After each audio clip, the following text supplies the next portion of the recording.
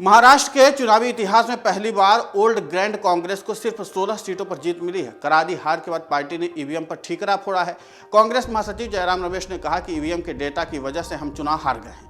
जयराम के बयान से इतर महाराष्ट्र में कांग्रेस की हार की वजहें भी जो रही हैं, लेकिन हार के मुख्य रूप से पार्टी के 5 नेताओं को भी जिम्मेदार माना जा रहा है। कहा जा रहा है कि लोकसभा चुनाव में बेहतरीन प्रदर्शन के बाद कांग्रेस में इन्हीं 5 नेताओं के कंधों पर जीत की जिम्मेदारी भी सौंपी थी, लेकिन ये नेता इसे सफल बनाने में नाकाम रहे। केसी वेणुगोपाल का नाम आता है। कांग्रेस के संगठन महासचिव हैं और कांग्रेस के भीतर अध्यक्ष के बाद इस पद को सबसे महत्वपूर्ण पद माना जाता है। हरियाणा में हार के बाद केसी खुद महाराष्ट्र के डेपुटेशन पर थे।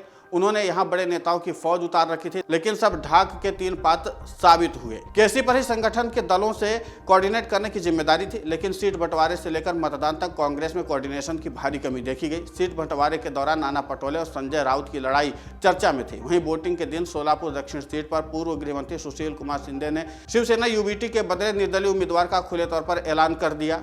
केसी इसे न तो डैमेज कंट्रोल कर पाए और न ही शिंदे पर कोई कार्रवाई की। सुशील कुमार शिंदे की बेटी परिणीति शिंदे अभी सोलापुर से कांग्रेस की सांसद है। कांग्रेस ने चुनाव से पहले केरल के कद्दावर नेता रमेश चेन्नीथला को प्रभारी नियुक्त किया था। प्रभारी का काम स्ट्रेटजी तैयार करना, कोऑर्डिनेशन करना और कार्डर को मजबूत करना है। चेन्नीथला इन तीनों ही काम को ढंग से नहीं कर पाए।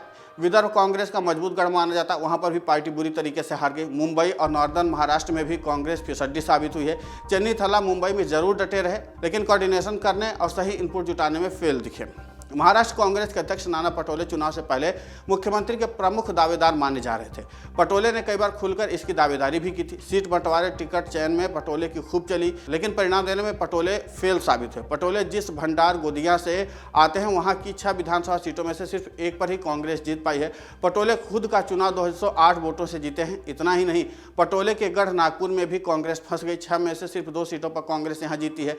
पटोले ने पूरे चुनाव में करीब 55 रैलियों को संबोधित किया, लेकिन उनमें से 1-2 सीट पर ही कांग्रेस जीत पाई है। महाराष्ट्र में टिकट बांटने और स्क्रीनिंग का काम मधुसूदन मिस्त्री के जिम्मे था। कांग्रेस ने पूरे महाराष्ट्र में 102 उम्मीदवार उतारे थे, लेकिन पार्टी के 86 उम्मीदवार जीत दर्ज नहीं कर पाए। अगर इसे प्रतिशत में देखा जाए तो कांग्रेस के सिर्फ 16% उम्मीदवार ही जीत पाए हैं। कांग्रेस के बालासाहेब थोराट, पृथ्वीराज चौहान जैसे बड़े नेता चुनाव हार गए। कोल्हापुर नॉर्थ सीट पर तो चुनाव के बीच कांग्रेस के उम्मीदवार ने अपना नामांकन वापस ले लिया था। ऐसे में सवाल उठ रहा है कि आखिर मधुसूदन मिस्त्री ने किस आधार पर उम्मीदवारों का सिलेक्शन किया था। क्या उन्हें जमीनी हालात के बारे में जानकारी नहीं थी? मधुसूदन मिस्त्री पहले भी कई राज्यों में स्क्रीनिंग कमेटी के प्रमुख रह चुके हैं, हालांकि उन राज्यों में भी पार्टी की करारी हार हुई थी। सुनील कनुगोल कांग्रेस के चुनावी रणनीतिकार हैं। कनुगोलू की जो जिम्मेदारी थी बीजेपी की रणनीति को समझकर कांग्रेस के लिए रणनीति तैयार करना है। कनुगोली की टीम महाराष्ट्र में बीजेपी की माइक्रो मैनेजमेंट की रणनीति नहीं समझ पाई और बीजेपी ने इस बार महाराष्ट्र में मध्य प्रदेश की तरफ माइक्रो मैनेजमेंट की रणनीति तैयार की थी। पार्टी की यह रणनीति काम कर गई और फंसी हुई सीटों पर भी बीजेपी ने जीत हासिल कर ली। हरियाणा में हार के बाद समीक्षा की बात कहने वाले कांग्रेस के 1 महीने के भीतर ही महाराष्ट्र में ढेर हो गई। हार के लिए कांग्रेस हाईकमान पर भी सवाल उठ रहे हैं। राहुल गांधी, मल्लिकार्जुन खड़गे शुरुआत में कैंपेन करने से दूर रहे। आखिर में बड़े बड़े नेताओं ने ताकत जरूर झोंकी, लेकिन उसका कोई फायदा नहीं हुआ। कांग्रेस के बड़े नेता महाराष्ट्र के चुनाव में न तो आक्रामक कैंपेन करते नजर आए और न ही रणनीति बनाने के लिए महाराष्ट्र में डटे रहे। इसके उलट बीजेपी की तरफ से अमित शाह ने महाराष्ट्र में खुद ही सियासी बिसात बिछाई।